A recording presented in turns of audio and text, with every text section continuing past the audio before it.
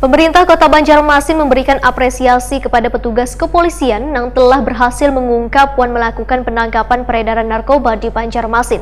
Apresiasi ini pun akan ditindaklanjuti dengan pemberian penghargaan atas prestasinya yang sangat luar biasa, walaupun dalam masa pandemi COVID-19. Pemirsa, berikut kabar lengkapnya. Pemerintah Kota Banjarmasin memberikan apresiasi kepada petugas kepolisian yang telah berhasil mengungkap dan melakukan penangkapan pengedaran narkoba di Banjarmasin. Apresiasi ini pun akan ditindaklanjuti dengan pemberian penghargaan atas prestasinya yang sangat luar biasa, walaupun dalam masa pandemi COVID-19.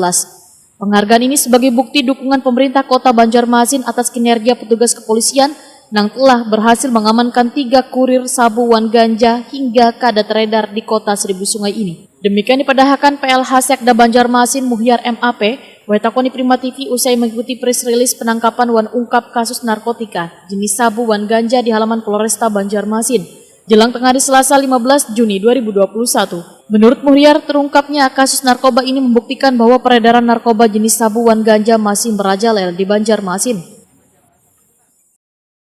Ya, ini kan satu prestasi yang luar biasa yang perlu kita apresiasi tentang keberhasilan penangkapan ini, walaupun di masa pandemi COVID-19 Polresta masih berprestasi untuk menangkap sabu dan ganja, ya kan.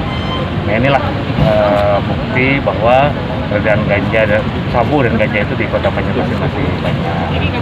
Nah, itu tadi sudah disampaikan, ini prestasi yang luar biasa dan tentu harus diapresiasi oleh pemerintah kota untuk Kapolresta dan Kasat Narkoba dengan jajaran ini. Nanti kita siapkan formulasinya seperti apa, atau apakah nanti kita beri semacam suatu piagam penghargaan, dan ini kami minta sudah kami hubungi dari ke Menko untuk disiapkan itu, dan sesegera mungkin nanti kita serahkan dalam satu perkara yang bahwa bukti pemerintah kota itu hadir dan menghargai kinerja mereka. Muhyar pun meminta warga untuk selalu mengawasi keluarganya agar terhindar dari bujuk rayu pengguna narkoba, sehingga generasi ke depan dapat terselamatkan dari bahaya penyalahgunaan narkoba.